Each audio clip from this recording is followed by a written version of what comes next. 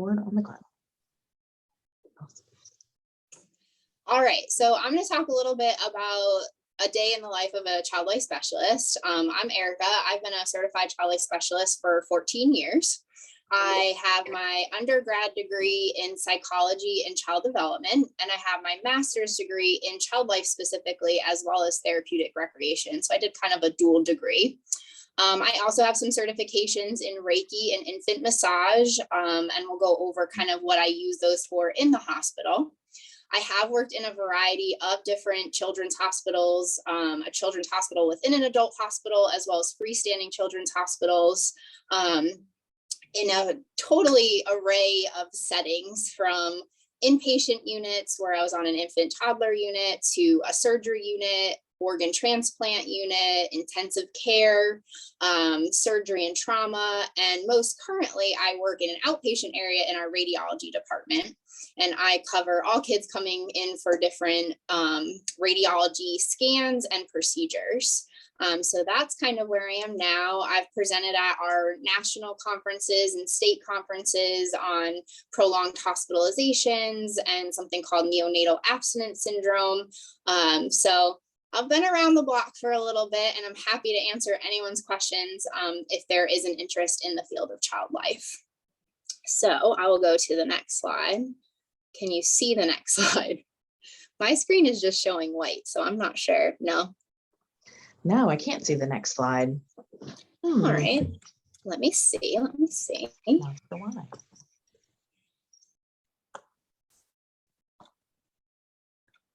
Okay, here we go. Whoa. All right. So what exactly is a certified child life specialist? What we do is we're here in the hospital to really help children and families understand, manage, and cope with the challenging and stressful healthcare experiences. We're really here to help guide them through this process of hospitalization and really help make them feel as comfortable as possible with what's going on. So helping to aid in communication, helping to teach kids about their bodies and what's going on with their bodies, as well as helping to teach them about the various procedures that they might be enduring while they're in a hospital and why that's happening. And that just kind of helps them to be more compliant with care. We also provide different developmental, educational, and therapeutic interventions, which I'll go into more in depth as we continue in this presentation. And we help to support growth and development. That's a huge piece of hospitalization with kids. Kids want to be kids even when they're not feeling great. And so we really help to support that human growth and development. I don't know what is going on with my slides. I apologize. I am not the most tech savvy, and here we go. So where do we work? Here we go.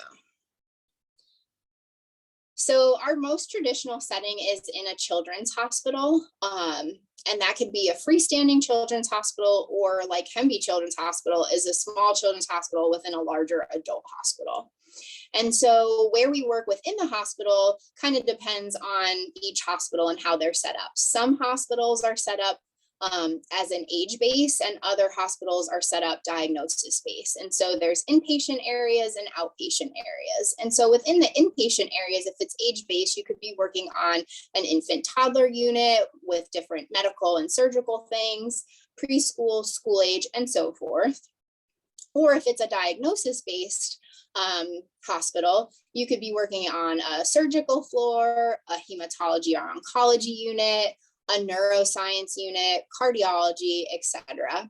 We also have different intensive care units, so a general pediatric intensive care. Some hospitals have cardiac intensive care units, neuro ICU units, of course the NICU, and then where I work specifically at Hemby Children's Hospital, because we are in an adult facility as well, we also go into the adult ICUs to help support children of adult patients and explaining why their parent might be in the hospital, etc.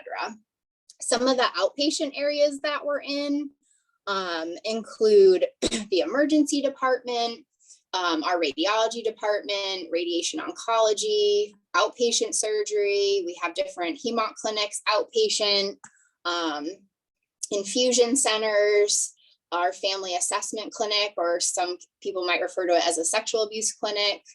And then we're also in alternative settings. So beyond the children's hospital, we're starting to be in primary care offices, dental offices, camps, court systems, funeral homes, helping with hospice, as well as in different private practice. So those are some of the other alternative settings that we're in. Is my screen white again? Oh my goodness. No, it just flashes back to that first screen sometimes. I know. I don't know why it does that. All right.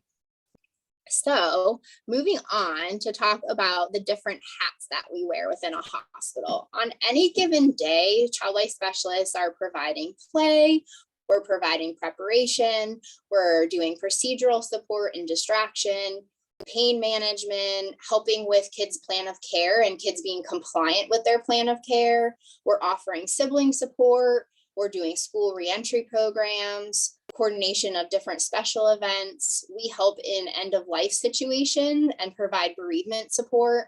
We also orient and supervise volunteers, practicum students and interns, and we help to make referrals. And I'm going to go more in depth on kind of all these different hats that we wear. So the first thing, so sorry. Let me scroll, share.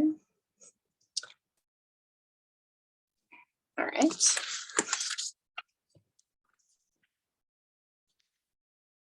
Can we see this? No. Oh my goodness.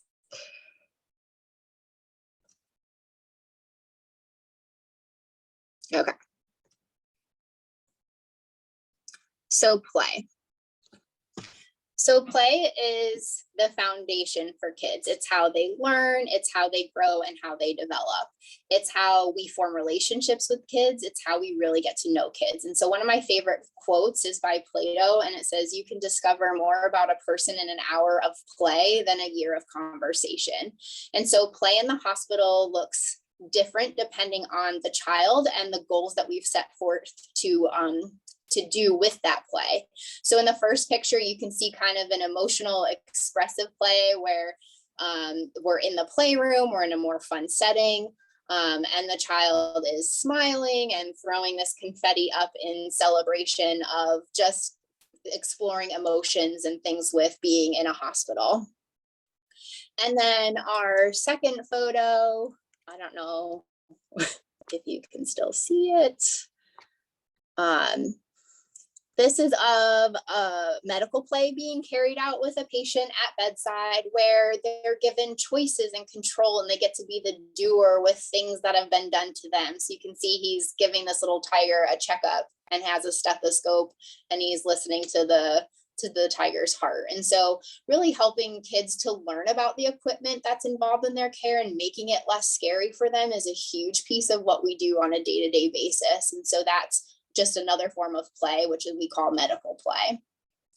And then the third picture is play in terms of preparation and helping kids to learn about an upcoming procedure or a scan. And here, this is me providing preparation for an upcoming MRI, where we have a mini scanner with a Barbie doll, and they're able to see that they have to lay down. They're able to see that they go in this tunnel, how they go in head first, and we can play the sounds the camera makes. And so they get to be the doer of these things before it has to happen, so they can really learn about it, and we can help clarify misconceptions that they might have. And so play is a huge piece of what we do every day. And then we have preparation. And so with play comes preparation, and that's really communicating accurate and developmentally appropriate information prior to the healthcare experience. So prior to them having some type of procedure or scan. And the way we do preparation is through the senses. That's how kids learn. They learn through what they see, what they feel, what they're hearing, touching, tasting, all of those things. So we really want to focus on the senses and focus on the sequential steps. First, this happens, then this happens. They're very concrete and literal thinkers. So that's the preparation that we provide. I think a wonderful example of this is I had a patient that came in with a broken arm, and they wanted him to go to surgery, obviously, to fix the broken arm and to put a cast on it. But before he could go, they wanted to give him an IV, which is a small little medicine straw that helps to give our body water or medicine through one of our veins. And the doctors kept saying in front of the kid, who was 6 at the time, we really have to get this IV started before he can go to surgery. I really want the IV in before he goes to surgery, like over and over. The nurse would come in, okay, we're gonna get the IV started. And so before they did, I went in and I asked him if he knew why he was here. And he talked about how he was jumping on the bed and fell off and broke his arm, and how he had to have something called surgery. And I said, yes, do you know what surgery is? And he's like, well, before that, I don't understand why the doctors want to give me poison ivy. It's so itchy. And so his mind literally thought they were saying ivy, poison ivy. And so I was able to help clarify that, no, we're not in fact going to give you poison ivy, and able to provide him some education about the actual IV in his vein, and then go on to talk about surgery. So really being able to break those very ambiguous terms down for kids is a huge part of what we do. And that's preparation. That's how we do it, is through preparing them. The next, let's see. So sorry. So the next slide has some pictures of our preparation tools. Here we go. So preparation looks different based on different developmental ages and stages. We have preparation books that we've written that really walk kids through what a room looks like that they might be going to, whether it's, you know, an operating room, our interventional radiology room. And so we can really pick it apart and show them what's in it to help clarify their magical thinking of what they might think things do, to really just explain and make it a little less scary. So we have preparation books that walk kids through different procedures and rooms. We have little dolls, the top doll with the dog with the little ear covering. They had surgery to actually create an ear. This child had been born without the earpiece on the outside. And so he was going to surgery and he'd be coming out with that headpiece on. And so we were able to create this dog before he went, to kind of show him exactly what he would look like after surgery. So when he woke up with this big thing over his ear, it was a little less scary and he understood why it would be there. And then the bottom picture, are we seeing these? Is of an IV kit. So like we were talking before about that little boy who had broken his arm. So sorry, I don't know why this keeps cutting out.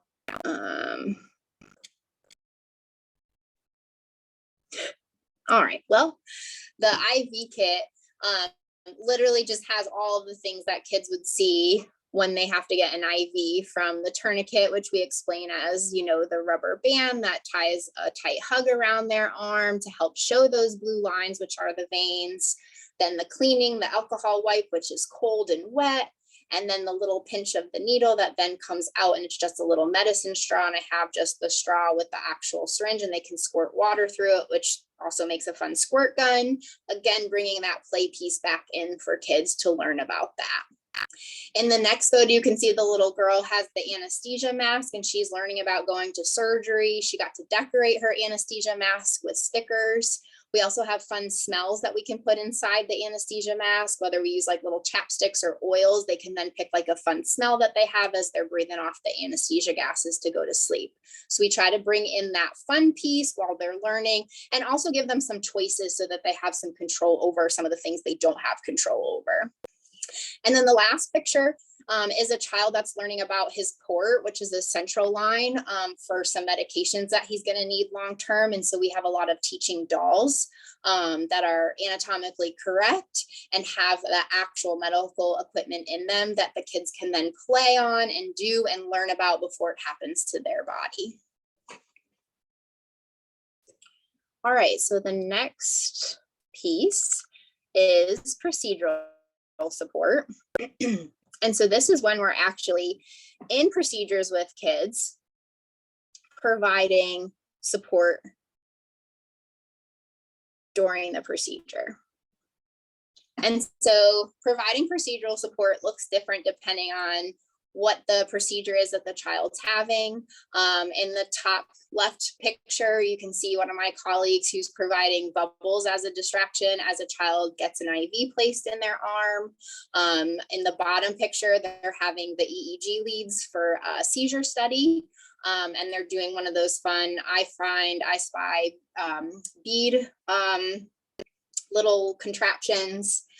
On the right-hand side, we're always advocating for comfort positions. This includes parents in the procedure as well. It gives them a job so that they're feeling comfortable with how to support their child. So always including that and encouraging kids to be able to sit up and be loved on while something's happening is always a better way to go than laying them down in a more scary, threatening way. We always try to make the room as less chaotic as possible. So we're always advocating for like a one voice. So whether that's my voice or a parent's voice or something, just so the room stays calm and the child can focus on that one person who's talking to them, whether, it's helping to say, okay, now what's happening is the nurse is cleaning that area on your skin, or, mom's providing that positive comfort and, you're doing a great job, and whatever it is, we always try to kind of help make the environment as comfortable as possible, and as less chaotic as possible. As we all know, hospitals can be chaotic and loud. And so we're trying to help reduce all of that.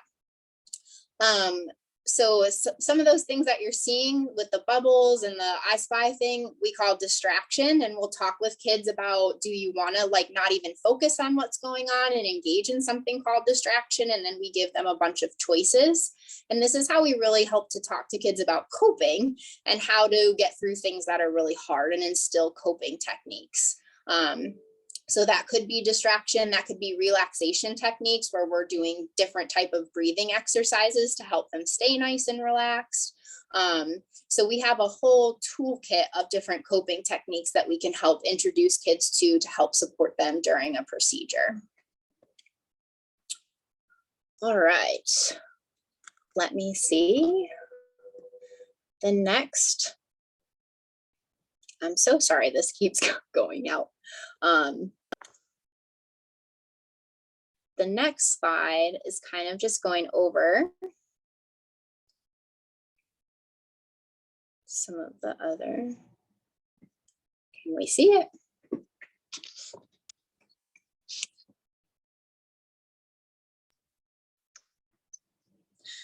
No. Not yet. No, the mini hats we wear. Okay, there we go. Okay, so some of the other things that I just want to touch upon briefly is pain management. Obviously, things that happen in the hospital can be inflicting some kind of pain on kids, whether it's waking up from surgery or they've come in because, something traumatic has happened. And so being able to help them learn about different pain management techniques. And so I did say that I was trained in Reiki, and that's like a healing energy that you can help do with kids. So I'll sometimes offer that as a pain management technique that isn't medication. I've also helped with guided imagery. If anybody's familiar with guided imagery, where you really kind of just focus on someplace other than where you are right now. It could be, going to a baseball game with family and we picture everything that's at that baseball game, or their room, their bedroom's like their favorite place ever. And so we describe, what does the bedroom look like? Who's there? What colors on the wall? What kind of blankets are on your bed? And so really helping to guide them through in thinking about their favorite place to help reduce kind of the pain that they might be having due to an injury or surgery or something like that. And then compliance with plan of care. Sometimes kids come in because they're not taking their medication, or they're not following up with physicians like they need to be, and they end up in the hospital with us because of that. And so being able to talk to kids about what's really going on, why aren't you taking your medication? Coming to the hospital is not a fun thing. And so, what's going on? What can we do to really help you be more compliant? And sometimes it's issues swallowing pills. And so we have pill swallowing techniques that we can help teach them on how to swallow pills. Sometimes it's, oh, I just plumb forgot to take my medication. And so it's coming up with techniques. Okay, when and how can we think of ways to remember to take those medications and things like that. So really helping to figure out, why are we not compliant with plan of care, and strategies to become compliant. Or even, thinking of kids who are recovering from surgery and we need them to get up and out of bed and start walking around, and they don't want to do that. And so what fun things can we do to entice them to start getting out of bed? The playroom is a huge fun factor for them to like, oh, I want to go there and see what's there. Or, a fun scavenger hunt that we put together that takes their mind off of maybe being scared to get up for the first time. So thinking of fun ways for them to be compliant with their care. We also offer sibling support. So everything that I've talked about with patients, we can also carry through with brothers and sisters to help them learn about why their brother or sister's in the hospital. We can do medical play with them. We can show them our teaching dolls and our books to help explain kind of what tests and things they've had done. We can help explain diagnoses to them in child-friendly language, just like the patient, and so that they understand what's going on with their brother or sister. So we really focus on family-centered care in the whole family, and making sure that everyone is really comfortable in understanding what's going on with the hospitalization. We also help with school reentry programs. And so kids that might have missed a lot of school because of some kind of illness, we can go into the classroom and help explain where the patient has been and explain the diagnosis that they've gone through. Again, there's a lot of, compliance with parents being okay with it and the school and things behind the scenes. But in the school reentry, we're just really trying to help aid in inclusion and support and understanding, instead of singling the child out and being different. Maybe they don't have hair right now, or they have some kind of medical line on them still because they're still in treatment, but they now are safe to go back to school. And so just creating some knowledge and empathy in a safe space where classmates can ask questions and learn more about it is really the purpose behind those school reentry programs. We also help to coordinate special events. Christmas, birthdays, Halloween, things still happen while kids are in the hospital. And so creating that normalization piece and making sure that those things are brought to them while they're still in the hospital. For Halloween, the staff on the pediatric floors will dress up in costume. Most floors will pick like a certain theme, and everyone will be a different part of that theme. And then kids, we hand out costume to kids and they can dress up, and we either do like reverse trick-or-treating where the staff will parade around the units and hand out stickers and pencils and coloring books and fun things to take the food piece out of it for those that can't eat. And still bring that fun normalcy, or kids that can come out can participate in the parade and walk around too. So really just trying to create that normal piece around the different holidays that kids might be in the hospital for and be sad that they're missing. We try to help make it a little normal. And birthdays, we'll have little birthday parties and, make sure they have presents and balloons and birthday songs and all of the things that they would have if they weren't in the hospital. So just always thinking of ways to coordinate those special events and carry those out. We do have volunteers in our pediatric hospital. Anybody interested in the child life field usually starts out volunteering with us and just kind of getting their feet wet in a hospital setting and getting to kind of provide some of those fun things from the playroom, go and sit bedside and play board games and help keep our playroom clean, and doing all those, fun things that you can with kids that, can come out of the room or maybe can't come out of the room and just want some company and some fun to do. So we help to orient and supervise volunteers on a daily basis. I have a question. Sure. Hello. Hey. So how come you volunteer? Like, is there any links or anything? How come we would volunteer? Yes. So it just helps to gain some experience before you become like a practicum student or an intern, to really get a feel for what the hospital's like. And if you like the medical environment and are okay being at bedside with kids, you know, who aren't feeling well and do have different lines or things attached to them, we encourage you to kind of do that to get a feel if it's something that you like. And it also helps with, you know, parents have other kids at home, and some kids sit here by themselves for days on end, and you can see the many hats that we wear, and we're not always able to spend a lot of, you know, hours and hours on end with these kids who sit here by themselves. And so we really are thankful for our volunteers who can come and hang out with kids who are by themselves and provide that fun and play. Do you guys have any internships for the summer or any volunteer options for this semester or the summer? We do have open volunteer positions right now. If you contact our volunteer department, you can tell them you're interested in pediatrics, and they can help set up with your schedule times that might work to come in and volunteer. We do usually like a 3 to 4 hour shift when you do volunteer. Our internships run in the fall here at this children's hospital. They run September to December. And then our practicums are in the summer, and we're currently interviewing for our summer practicum right now.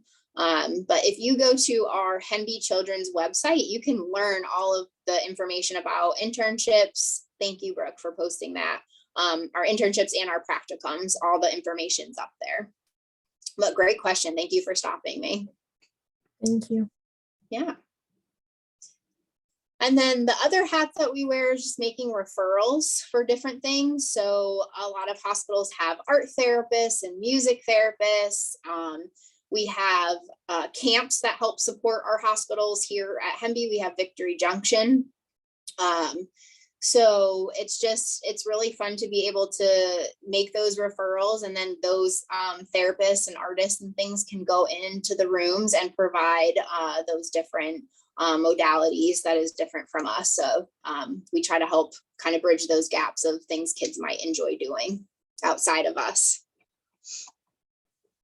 And then the last, sorry, I realized my screen went white again.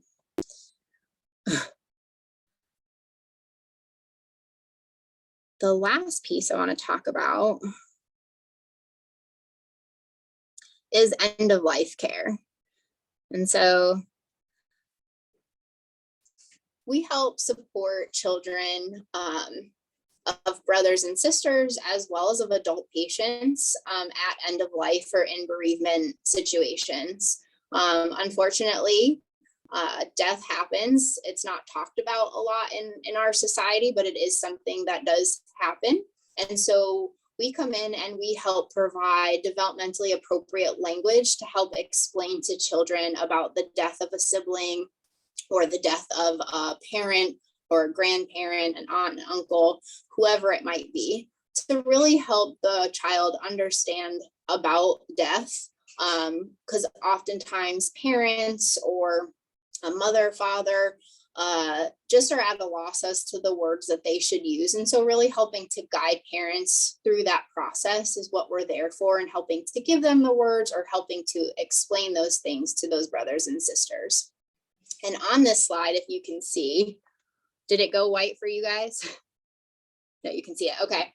So you can see we do a lot of different legacy making or memory making with patients at end of life. And so you can see in the top left corner, the Duggal family. This was a family tree that was made at end of life. And so you have the parents' handprints in different color, and then both the child's handprint in different colors. And we do these on canvases. We can make as many as the family wants so that everybody can have a keepsake of that. We'll do footprints. In the bottom picture, there's that family tree that has all those fingerprints around it. That was a patient that was in an ICU setting, and they had lots of family members coming, and nobody really knew, what to do with all these family members that were there. And the sibling was there kind of just sitting in the corner. And so we gave the sibling the job of collecting these fingerprints of all the family that came in to visit this patient that was in the ICU. And then they had this beautiful family tree afterwards, kind of memorializing that time and that moment, and gave the sibling a job. And so these look different. These are just some of the things that have been captured, but we have lots of different ideas and things that we can do at end of life or in a bereavement situation, just to kind of help create a memory, have a tangible thing that they can take home with them, because obviously in these situations they're leaving without their loved one. And so being able to have a piece of them in some way can sometimes be really helpful. And just, again, lots of resources that we have, great books that help explain death, or, services, funerals, different support groups that are out there, and making sure we're connecting kids and families to those things. So that's also a piece of what we do on a day-to-day basis. Prioritization is a huge piece of what we do, because as you can see, play, prep, students, end of life care, sibling support, there's a lot that goes into day-to-day. And I always like to say that that's my favorite thing about every day, that no day is alike, and that all kids cope differently when being in the hospital. You could have 2 10-year-olds that come in for appendix surgery, and they're both going to look completely different to how they do recovering from that and understanding that. And it's really fun to have those different interactions, and every day to be different. And I think what I find most rewarding is, watching a child come in who is completely scared and overwhelmed and just, I can't do this, and being able to instill those coping tools and walk them through, and watching them be really brave and understand what's going on, and be like, I can do this. And so that's what I find super rewarding about the profession and what I do. My last slide. Can you see it? This is the running. Not yet. I'm so sorry. Okay. Please hold. I don't know why it keeps going out. Okay. The last slide just talks a little bit about how you become a child life specialist. And so it is a minimum of a bachelor's degree. I know UNC has a child life degree. And for specific courses that you're interested in learning more about, there is the childlife.org website, which is a wealth of knowledge in terms of requirements for courses, practicums, internships, a little more just about the profession, different hospitals that offer practicums, internships, schools that are have the programs and everything. So childlife.org is a wonderful, wonderful resource. You do need, for most internships and practicums, they do like students to have the 50 volunteer hours or more. You usually will complete a 100-hour practicum. We do a 600-hour clinical internship under a certified child life specialist, where you're one-on-one with the child life specialist, kind of observing and understanding the role. Then you kind of tag team together and start carrying out some of the role that the child life specialist does. And then at the end, you become independent and are carrying things out as a child life specialist would. Once you finish the internship, you sit for a national certification exam. And after that, you then become certified and you're able to practice in any state.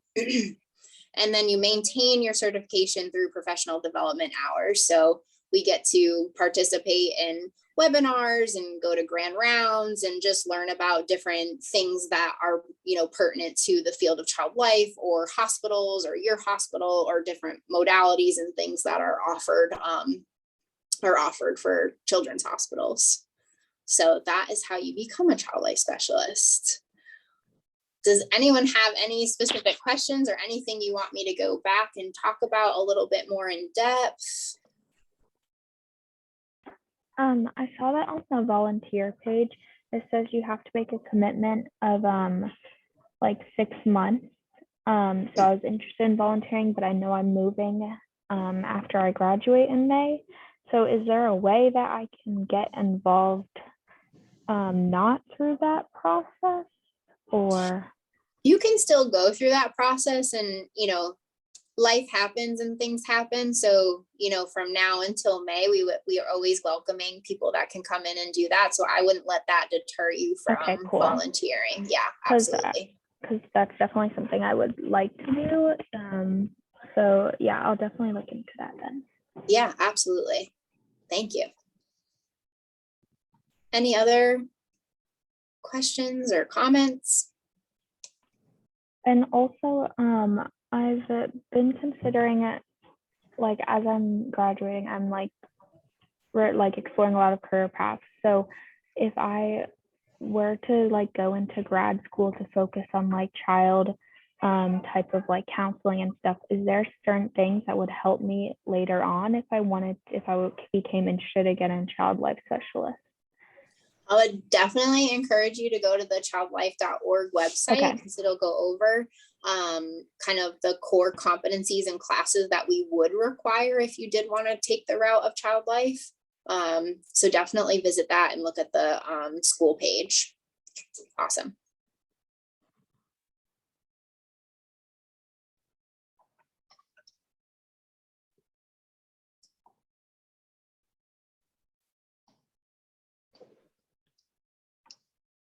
And UNC Charlotte, kind of like Erica mentioned, UNC Charlotte does have, we have a child and family development major that's within the College of Education. It is definitely a little more like education, teaching, preschool, kindergarten kind of focused, but but we do, UNC Charlotte does have a class that's very specifically like child life focused, and it's available to undergrads as well as graduate students. So I put the course kind of number or code in the chat. It is also in the handout that I shared with you all kind of at the very beginning.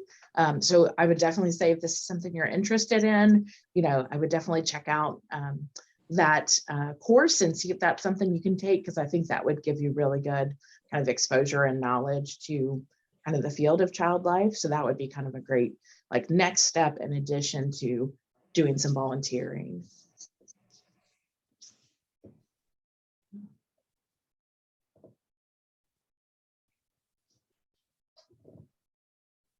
Anything else? Any other questions from you all?